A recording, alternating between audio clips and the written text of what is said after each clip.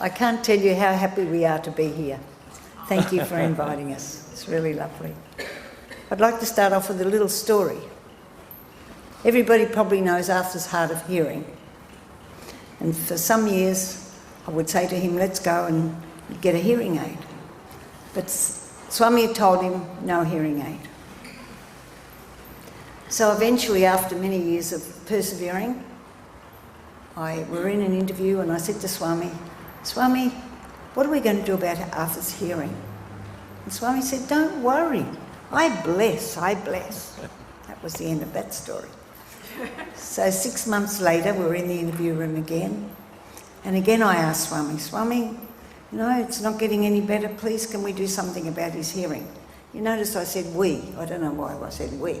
But Swami said, don't worry, I bless. 6 months later, we were back there again. And this time Swami was talking to Arthur, and Arthur wasn't hearing. And I said, see, Swami, he doesn't hear you when you speak to him. That's the big problem. Because he can't come home and tell me the stories then. I didn't say that to Swami though. And Swami said, don't worry, I bless. And then gave me a big whop on the ear.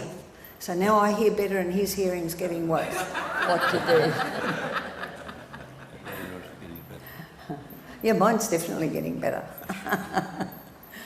But I'd like to say, we're all worried about Swami's passing, or his body passing, but he's with us, he's around us, he's above us, he's below us. He's everywhere. That's all there is. There is only God.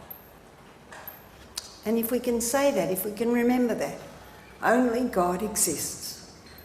It's so important.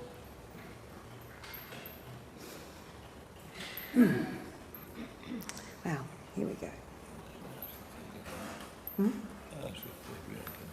I'm sure they can. Everybody can hear? Yes. Yes. Arthur can't hear, you see. Everything that comes our way is right for us. Everything. Sometimes we think it's not right for us, but believe me, it's right for us. Last year I had a stroke. I lost some eyesight. Why did it happen? I don't know why it happened. Maybe it's to slow me down and not to go rushing around so much as I used to. But it's all perfect.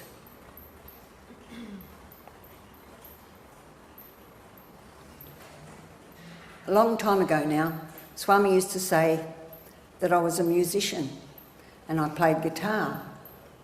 But I'm not a musician, I've never been a musician, and I don't play the guitar.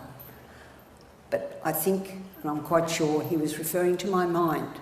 My mind was always churning over and chattering and didn't stop. No, I'd be thinking of the past or the future or what people had said that I didn't agree with. And instead of sort of getting my case out there and dropping the worry of it all, I just kept going. So Swami worked on me really for a long time. And we're in the Punachandra practicing for one of the Christmas plays. And Swami came in, as if he was gliding along the floor, his feet didn't seem to touch the floor at all. And he came and stood in front of me. And he just looked into my eyes.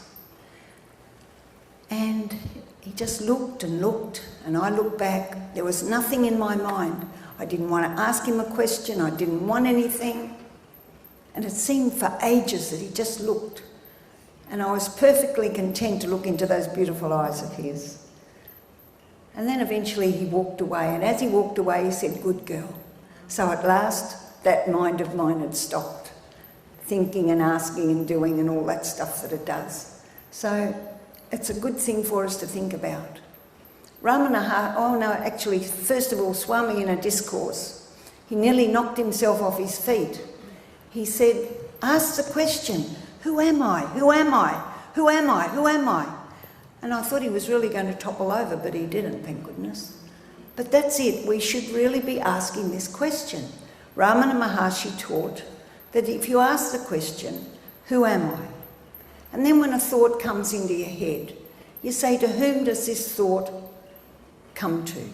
And of course the answer is, it comes to me. And then you say the same thing again. Who am I? Who am I really? And eventually, if you keep practicing that, the mind will still itself. Over the last year, I hadn't been a particularly good sleeper. Well, I'm getting much better at it now. And while I was awake, that's what I'd be practicing. Who am I? Who am I really? And it's a wonderful way to put you to sleep, I can tell you, but you're talking to God anyway, and it's just the most important thing to do.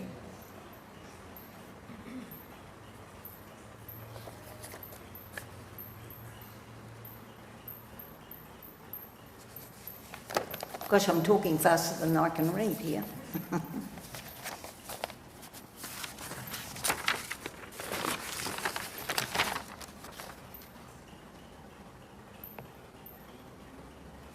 Oh, some friends of ours in Australia, Ron and Swanee Farmer, they're both psychologists and they do a lot of work. They're working for a benefactor called John Fitzgerald, and he's a developer. That's not really relevant, but he has provided the money for 3 schools for boys. They tried boys and girls, but that didn't work. For boys only who have been sent away from school because they're so naughty or they're disabled in many ways, mostly in the mind, and nobody wants to look after them. And these 2 people are running 3 schools, one in Queensland, one in New South Wales, and one in Victoria. And John Fitzgerald's putting up $200,000 for each school every year. And he hopes to have 50 of these schools going in Australia before he leaves his body. But the principles, they're not called size schools, but the principles are based on the 5 human values. And they're getting wonderful results from these boys. But that wasn't really what I wanted to tell you. They've put together 4 CDs. One is called Seeing Through the Eyes of Gratitude. The second one is How to Be Happy Again. The third one, Being Here and Now, the Wisdom of Mindfulness. And the fourth one is Simple Meditation. Now, our wonderful hosts, Carol and Mike Congleton, I've passed these CDs on to, and they have agreed that if anybody would like one, that they can copy them for you. I don't know what arrangements you can come to there, but yes, I'm sure you'd be very happy to sit and listen to them. They're very good tapes, not tapes, CDs.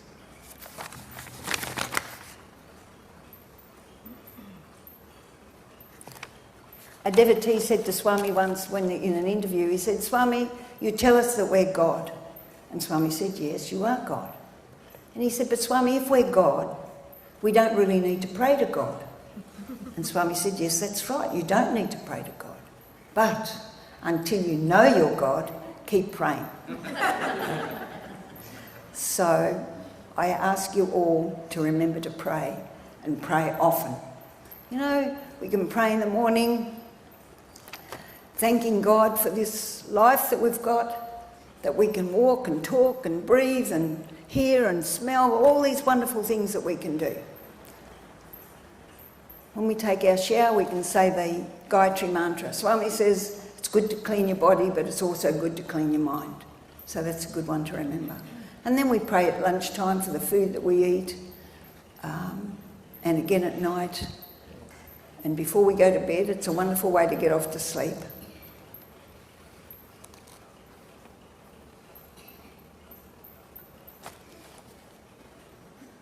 We used to go to Fiji and New Zealand quite often because Arthur was the central coordinator for those countries.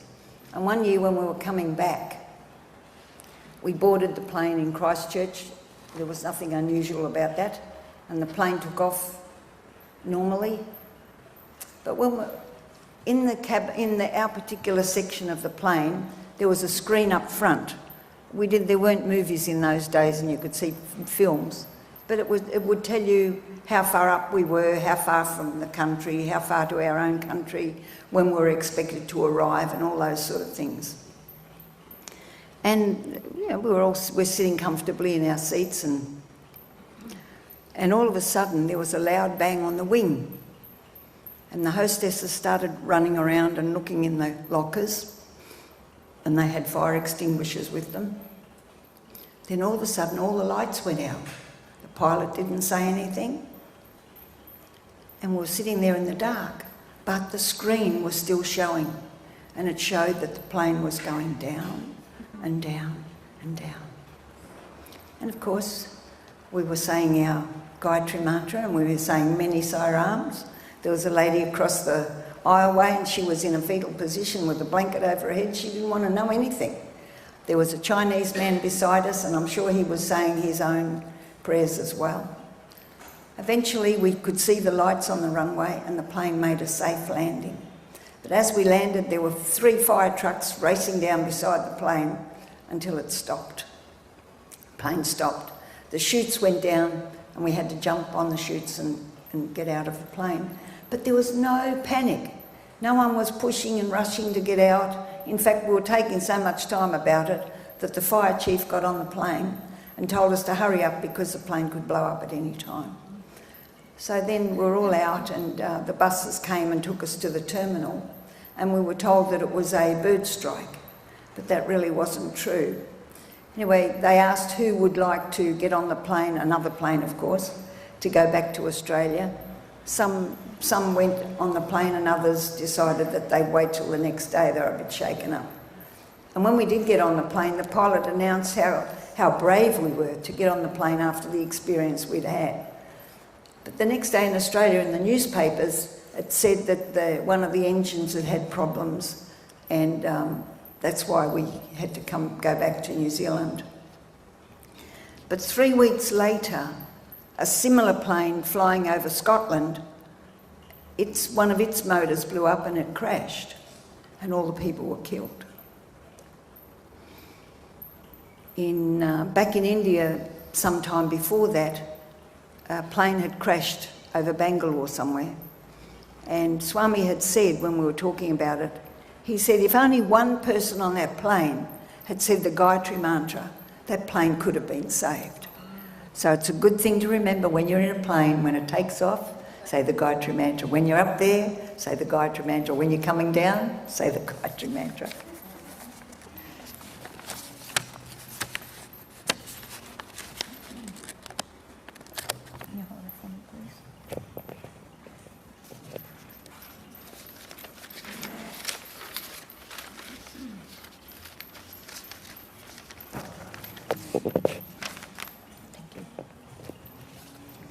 Swami had been telling us all over the years, happy, happy, happy, be happy, make others happy, then you'll make God happy. He didn't like castor oil faces. He didn't like us to look sad or miserable, and accept whatever came our way, but be happy about it. And then one time he said, my life is my message. And then he changed that, and he said, your life is my message. So what message is our life giving? Not only to those close to us, but those who see us at other times. That's very important.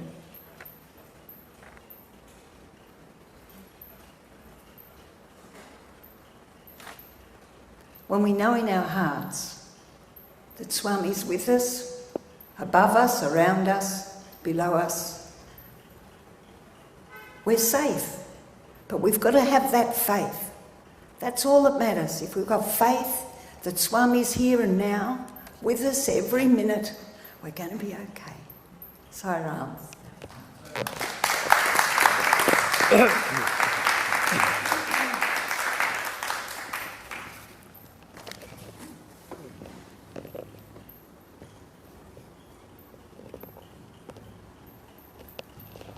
Om Sairam.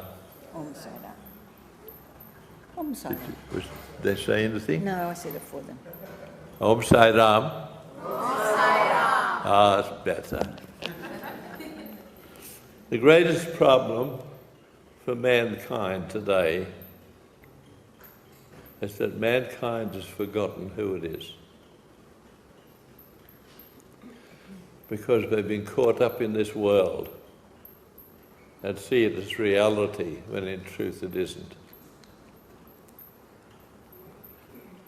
I'll be mentioning a few things. Perhaps you'll think, well, poor old Arthur, he's gone round the bend at last. But the truth is, Swami said, as Poppy mentioned, who am I, who am I, who am I? And he said, and what are you all doing? Wasting your time. Wasting your time. He said, I'm not telling you that you shouldn't do this, but I want you to know that it will not bring you to the truth. You'll not realize who you are. So, I want to talk to you more. What is Swami telling us not to do? What is Swami telling us not to do? Not to sleep. Oh, that's right. No. So, the point is this. I want to talk to you about this, about finding the truth, about knowing who you are. And until you can see that, at least make an effort to it, you will not get any relief from the world. The world is merely a picture projected upon the screen of consciousness by consciousness itself. All this that we think, God's out there somewhere, is not right. Because God is the indweller. And I said to, did I say it? Yes, Swami asked me a question about the Christmas program. And I said, oh, Swami, the others are fixing that up. And he looked at me and he said, there are no others. Now, we sit here and have a look around. There's a few here, isn't there? But in truth, he was talking from the deepest level of truth. That people appear on the screen. I think one of the great poets spoke about this many years ago. And so we have to start questioning, making an effort to find the truth. Now, there are different ways that people go about this. For me, it was simply wanting to be with true holy ones, not make-believes, and also for spending a little time every day. Particularly, I used to read to Poppy out of the books of great teachers. When I went to Swami first in '79, on the way there, I stopped off in Bombay and I sat with Nisargadatta Maharaj. He was quite volatile. And he would, even when he was dying from throat cancer, someone mentioned something and he propped himself up and he started thumping the bed. All the time you've been coming here and still you don't understand. I am the pain. You see? Why? Because the indweller was God itself. And God takes all the pain from us, not from our bodies. That's another kettle of fish. So we need to continue to make effort until it brings you to a point of understanding that you realize that even that effort is a stumbling block. But that doesn't mean to say that we're finished. It means then that we must look for inner standing, and knowing within oneself, finding out who you are. Now, when you get into this, of course, you will go, how would I say? You won't speak about it to anybody because you're not confident enough with what you're picking up. But later on, you feel free to do that, to be free, to say whatever you like. And what I want to say to you now is that which you are. See, Swami's left his body, and now many people are saying, oh, Swami's gone. Oh, it'll be miserable, it won't be the same anymore. Everything you can see exists within God. And seeing is that you are that which expresses itself, or did express itself, through the psi form, and in truth, you are also God. As Poppy said, Swami said, if you know that, you don't have to pray.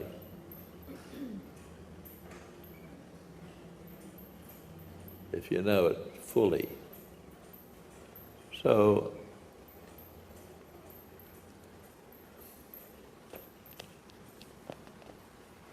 you know, what you are is God. What you are is pure love. What you are is divine love. But how many believe it? See, that's why we have to make effort. There was a king. I give an example. And he loved his people so much that he sent his ministers into the world to find the truth. They were away a long time, but they came back, and he said to them, did you get the truth? And they said, yes, we did. Where is it? In all those wagon loads of books. And he said, that's no good. No good at all. He said, half of our people can't read, and it won't help them at all. And the ones that can read, they couldn't read all those books in many lifetimes. You must go back and bring it back to me in simple terms. So they went out again. And eventually they came back, and he said, did you bring the truth this time? And they said, yes, we did. Where is it? Is it simple? They said, yes, it's very simple. Where is it? He said, it's engraved on the head of this pin. So the king got a magnifying glass and had a look, and lo and behold, there was the truth. And inscribed on the head of the pin were the words, there's no free lunch. Everyone must make the effort to find that. No, even the ones that have found that can't give it to you. One must look for oneself. One must search. One must make this effort and continue to do that until gradually you come round to see it.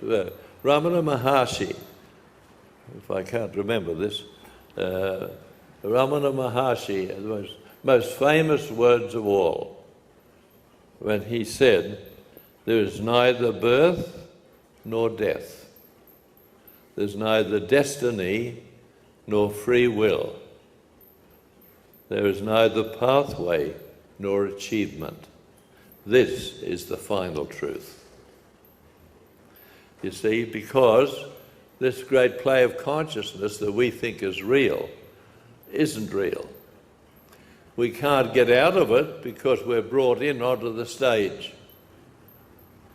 And we have to stay for a certain amount of time.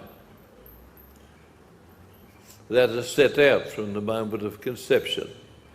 What is also set out at the moment of conception is all the events of our life. And if we understand that and grasp it, we can't blame anyone else for what comes in our life. Some people's roles are to press our buttons and so forth. That doesn't mean, of course, that you give up on it, or it doesn't mean that you allow people to walk all over you. Of course not. You may have to take action but only take action against the behaviour, never against the person. One must love the other person. As you even see Swami sometimes, he'd stamp his foot and perhaps roast somebody a little bit. But you see, it was only to get their attention. He was only addressing the behaviour. That's all. So it may not bring you to that realization in this lifetime, but at least by doing the right thing and living our life in a godly way, you're setting yourself up for a better life next time. See, Swami was in his room at Kottakkal, in the dining room, and there was a man in there, and he said, "Oh, Swami, I must have done something right in my lifetime, to be in here with you." And Swami looked at him, he said, "Your last life? 1,000 lifetimes just to get into this room. And if we've lived those thousands of lifetimes, do you think we've been saints all the way along the road? Of course not.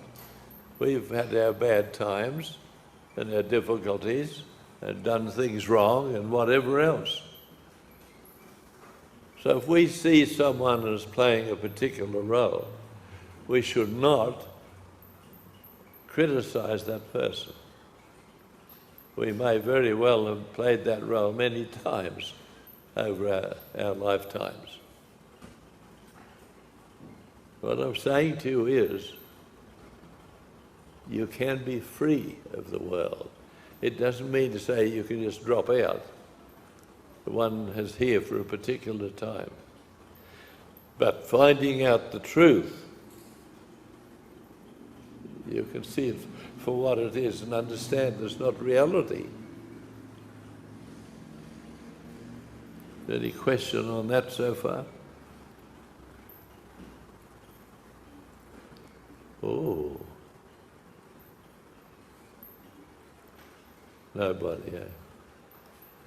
Well, the most important thing of all is to at least realize that you're pure love. And it's not bragging or anything else. You just realize that that's the case. If you go around skiting about it, then you'll have a rather nasty fall.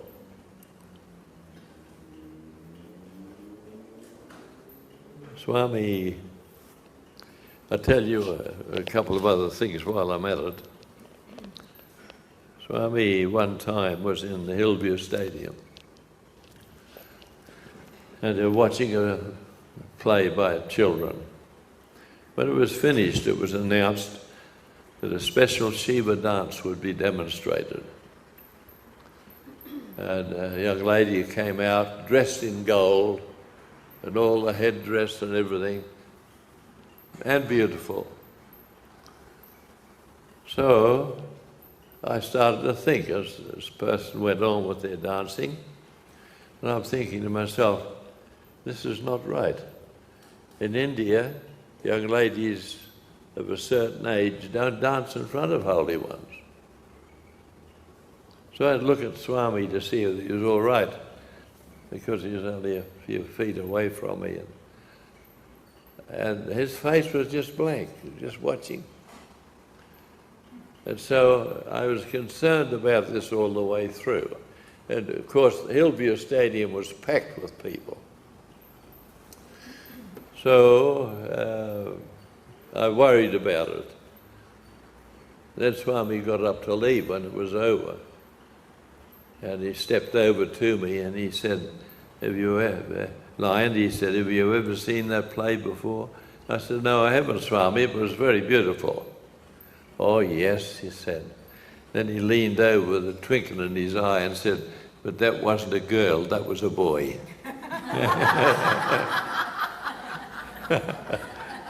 Oh, I've been more careful since then.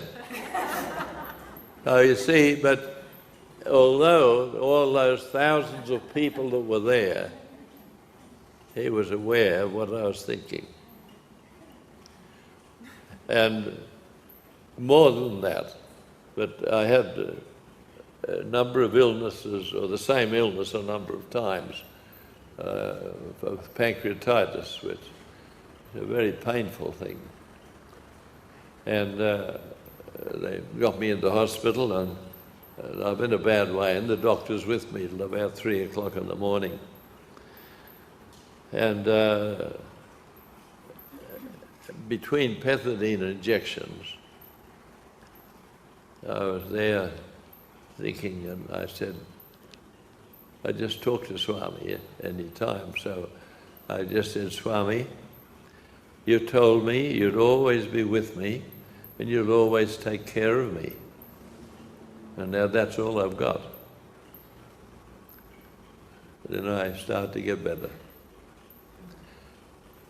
The doctor that was with me the night before came in with a visiting surgeon, and I could hear him telling him, I don't know what's going on. He's had no treatment, and I was about to operate to find out what was wrong with him before he died. And so the surgeon came across, Mr. Hillcoat, you're a bit of a mystery. Have you got any idea at all why you're getting better and you've had no treatment? What can you say? You just couldn't tell him the truth, could you? So I just simply said, well, would you accept prayer, doctor? Oh, yes, of course. And off he went. So you see, Swami can answer our call from anywhere, even now. And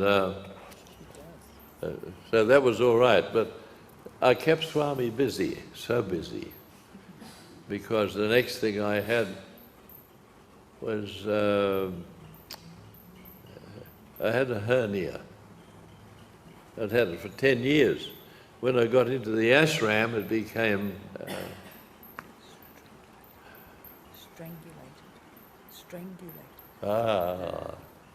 strangulated. Yeah, and so for about 7 days I put up with it. And I said to Howard Murphy, I said, Howard, when Swami comes out in the morning, will you ask him if I should go to Bangalore for an operation? And when Howard came back down later in the morning, I said, what'd Swami say? He said, Arthur, it's the most beautiful time I've ever had with Swami. He was so beautiful, and he held my hand, and I told him what was wrong, and he said, yes, I know, but I am looking after him. He'll be all right. He said, there's pus. It's already got gangrene, you see. So he said to Howard, have him brought up in a wheelchair this afternoon. And so that's what happened. It was a wild sort of a journey because of the ailment.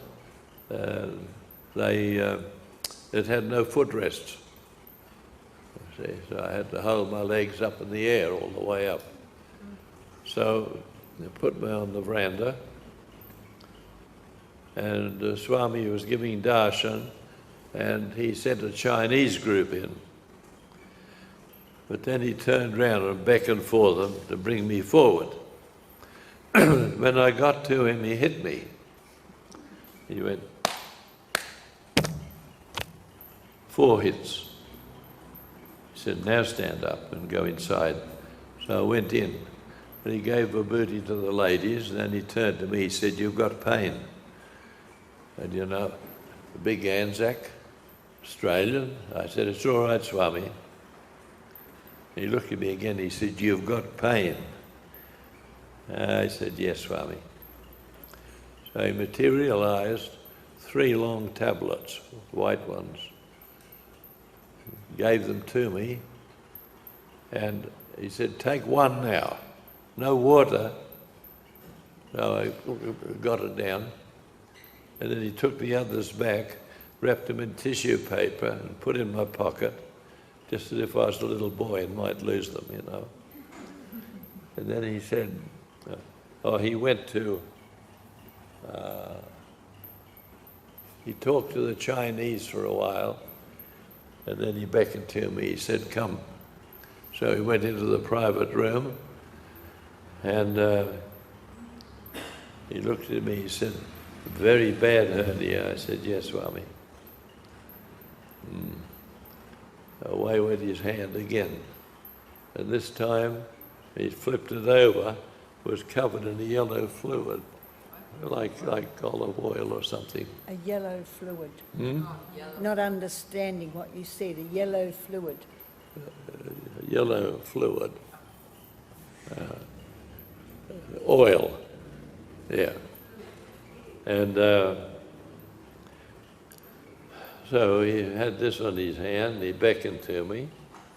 So I had to undo the pajama cord that I had. You have to speak up a little. He said, write down. So I dropped him to the floor, and then he massaged that in to there. And then he said, he went to get a cloth to wipe his hands, so I pulled him up and tied the cord. Bossy, isn't she? And then he said to me, now you can go to Bangalore and just have a small operation. And immediately I thought, but, you know, and it was only a thought, I won't be here for Christmas. And immediately Swami said, it's all right, you'll be back before Christmas. He knows everything. And so the next morning I was taken in there. Whatever he had done, it was like I was making arrangements for somebody else. There was no concern. I was taken to a little private hospital, antiquated equipment and everything. A chap came with me, at Swami's direction, to provide for me while I was there in those hospitals. You've got to have someone with you to provide you with food and to give you your tablets and that sort of thing. So I went in there. 6 o'clock next morning, the car came for me. I went in. I got a bit of a fright because they told me that they were taking me to the women's hospital. And I was a bit terrified. But what happened, they went there to pick up a devotee doctor to take me to the private hospital. And so I was talking to the surgeon like as if I was inquiring for somebody else. And I said to him, what sort of an anesthetic do you use, doctor? And he said, oh, there are different kinds. What would you like us to use? And I said, well, I don't know too much about it. The only one I know is when they put a needle in the back of my hand. Oh, he said, that's all right, we'll use that one. And then I said to him, you're going to stitch this up like so that it won't give away again in a fortnight's time or something. No, I've been told it must be taken care of properly, I'll do it right. Then I said, what about food? My friend is here, is there somewhere handy he can get food for us? And he said, I've been told that you must be cared for properly. My wife will cook your meals and bring them to the hospital.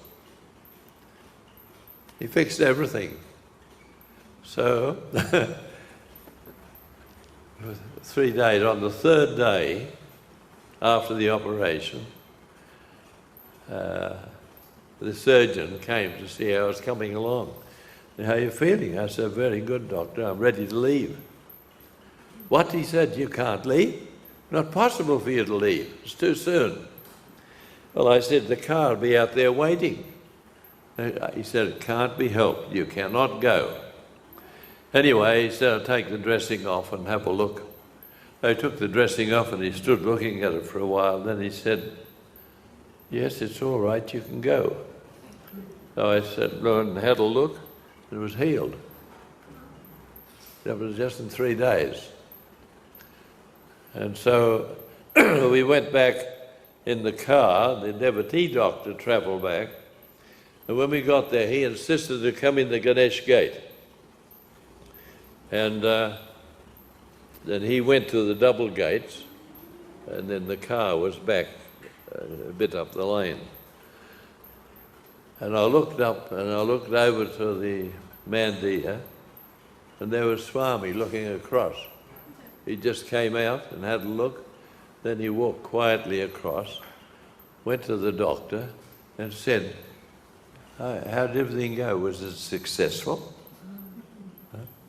Well, the man told him everything and went on. And then Swami came out and walked up the lane on the men's side and leaned into the car where I was sitting. And he said, how are you? I said, very well, thank you, Swami. Oh, he said, in your country, you'd have been in hospital 10 to 15 days for that operation. I said, yes, Swami. And so he gave me his blessings and then went back inside again. And they took me up to the Roundhouse 1 and I walked upstairs. There I rested the next day and then I went to Christmas Day. It was the day after, and I went and had Christmas dinner with Howard Mervett and Jack Hislop, so it was a nice time, wasn't it? So you see, he can do anything, anything at all. What about when Swami was telling us how you were getting on? Swami was saying to the group and Poppy,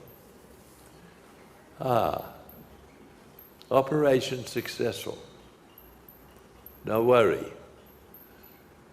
But he was telling them the day before I had the operation. And then after that, what was the other thing? He said that you'd be coming home, but that was the day before too. Yeah, that's right. It was a day ahead. Yes, he'd be home today, but it was not the next day that I came home. So it was all wonderful. And then back a few years ago, I had a stroke. And they carted me off to hospital. Poor Arthur, you know, this is the end of him. But it wasn't like that. I was in hospital for a week, and then I came home, and I've been all right ever since. Because, see, he stepped in again and fixed it. And this time now, we were going to New Zealand for their conference. It was just before the earthquakes over there. And so I said to Poppy, I can't understand this. I said, I haven't had any trouble for years and years. Oh, ready? I said to Poppy, I haven't had any trouble like this for years. But I said, I've got pancreatitis back. And so they got the ambulance and carted me off again. And I was in hospital, I think, for 6 days. 6 days I was there. And then the surgeon comes to all the tests we've taken, it's all right, you can go home. But it stopped me from going to New Zealand for the conference, and we were talking about going down to Christchurch, you see. So again, he stepped in. So see, he can do this for us, but we must have true faith in that fact. Because if you have that true faith, he'll answer. Sometimes, like he said one time, he said, I answer all prayers, But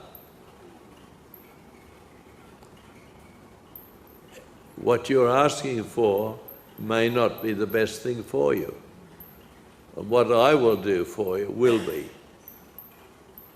So you see, we can just do this and remember who you are.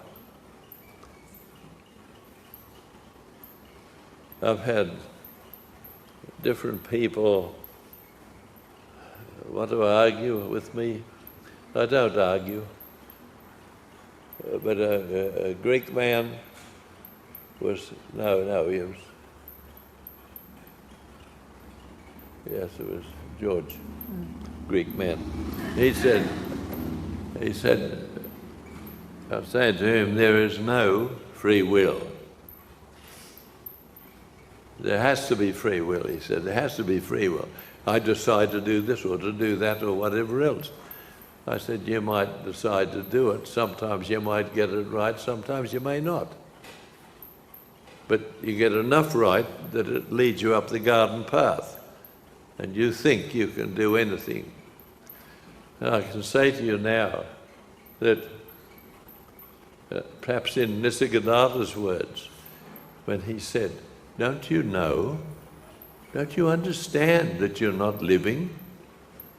You're being lived, which is a very different thing. How we react to our life, of course, is whether we get plus or minus karma. And someone said to Swami about this, and he said, if you think that you have free will, why don't you cure your own illness? See, we don't do that, do we? We rely on a doctor or somebody else. But you're wiser to rely on Swami. So all these things, I've got to, what's the time? Oops. 10 minutes. I thought it was an hour. I didn't start till past. It's all right, it's all right. It's all right. Yeah, so all these things, you come to find the truth. One more story. I had very little schooling. Back in those days, it wasn't that important. But, so when I got a job and everything, I drove big machinery, big cranes and semi-trailers and everything. But one day, and doing this work on craneage and everything, I had the feeling I had to change. I didn't want to do that for the rest of my life. So I said to the superintendent, look, I told him the story, and I said, if you have a semi-clerical job come up, then I've got my name in for it. He said, yes, all right. But 3 weeks I had the job. I was away from the craneage, and I was doing costing and reporting on ship repairs in a dry dock. So when I'd been working on that for 6 months, someone mentioned that PA management consultants were coming in to the department to select some out of the department to be trained as management consultants. Now I was cheeky enough because I didn't have the education to do that. But the young fellow working with me said, oh Arthur, don't worry about it. They know who they want. They'll select and do that. Well, I said, I don't know, Bill, but I'm going out for lunch, and when I come back, I'll have made up my mind. As I walked back into the area again, the superintendent called me over. He said, Arthur, I hope you don't mind, but I've put your name in for one of these jobs. I didn't have to do anything. And so I was trained, the training was negligible for 6 weeks. And then I had to lecture to my previous superiors on control systems and the principles of management. That was a bit frightening. But you see, at that time, I couldn't really stand up and talk to two people. I was a quiet boy. And so what I did with that then was to, one of the consultants said to me, Arthur, I want you to try and take on a big task. You said, you're supposed to help me, but I'm bogged down. I said, all right. He said, we want you to design a new costing reporting system that will, instead of shipping companies getting their bill 3 months after the ship goes out of dock, they wanted a system that would provide the bill even the day it goes out of dock. And so I worked on that and designed the system, and then it had to be presented to the Auditor General's Department for them to make their comments on it. Yeah, I'm watching. I'm watching, yeah. So you see, what happened was that the Auditor General's Department sent it back without any changes. And I thought, now how on earth did I do that? So later on, I was then consulting for about 20 years. So there came a time when I started to get a true picture. Because, you see, what I had to do was to train people to use the systems that I designed. So therefore I was talking more and more to people. And then later on, 1989 I think it was, Swami sent down word to our flat, and it said, one of the students came, and he said, the old lion, the young lion, or Charles Penn, one of the three will speak on Christmas night. Frightened the life out of me. I mean, I could talk about Swami everywhere, but standing in front of him and talking, you know, that was another trial.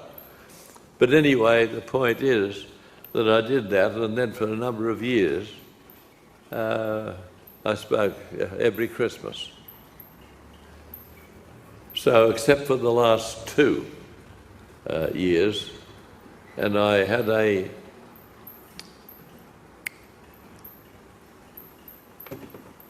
Swami hadn't mentioned me speaking, and so I was sitting back taking it easy, you know. And he's sitting there just looking around at everybody, and then he looks across at me and he went, uh-oh. So I got up and I went over, I said, yes, Swami. He said, are you ready? I said, yes, Swami, you can't say no.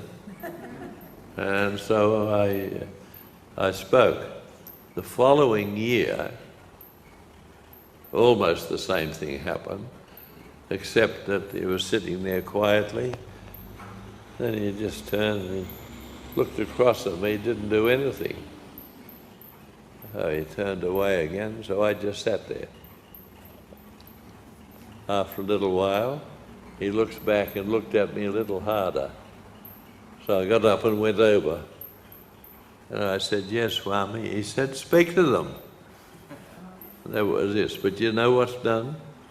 I've been brought through to the point where he said, now, you can, if anyone asks you to go and speak, just go. Don't come asking me. Just go. So you see, all that training. It doesn't matter what you are or what you haven't got or you don't have abilities. If the Lord wants you to do something, He gives you what you need to do it. Correct? Yeah, all right. And the last thing was that while we were in Bosnia,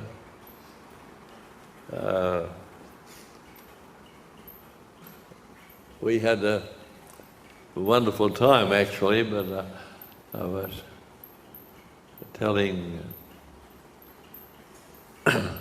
Mike and Carol about this.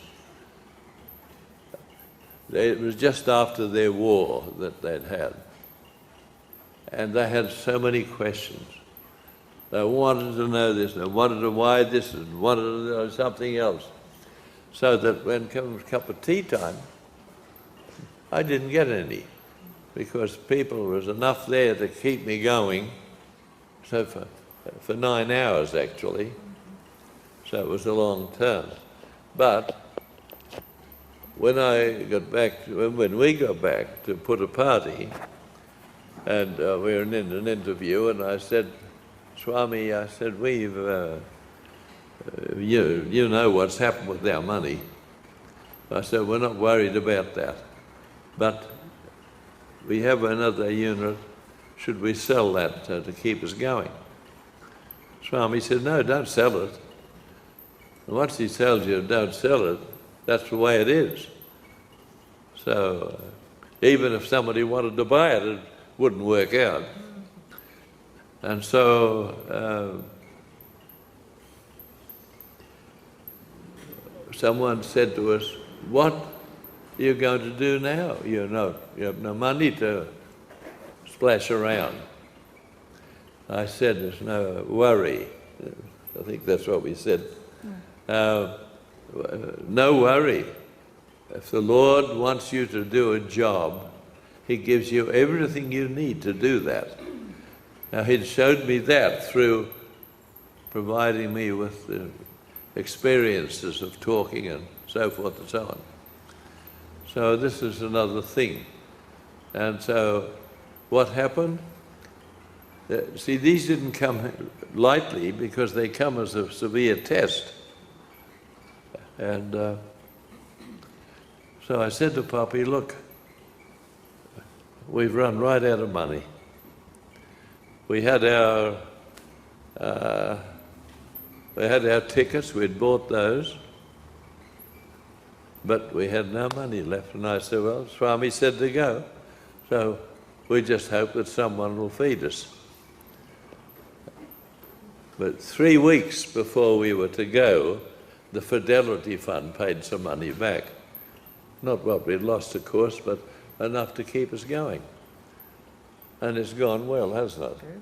It's still going okay. So He looks after us.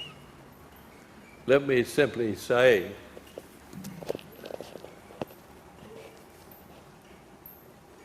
think about the fact that your own true nature is love. It doesn't matter what role you play, what work you do, or anything else.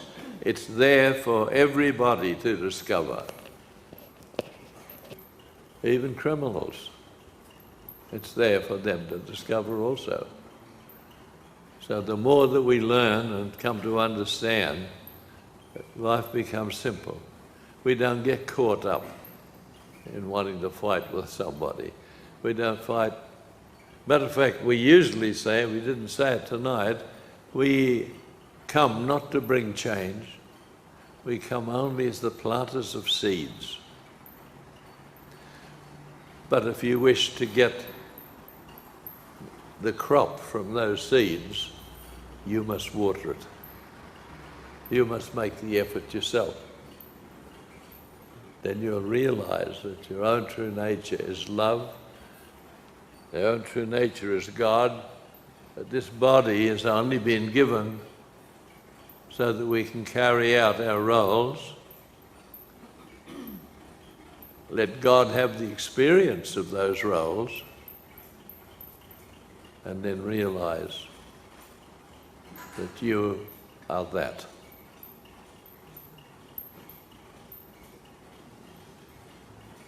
I just wish I had a magic wand to wave it so that everybody could see that. To be the love you are. Don't have any doubts about that.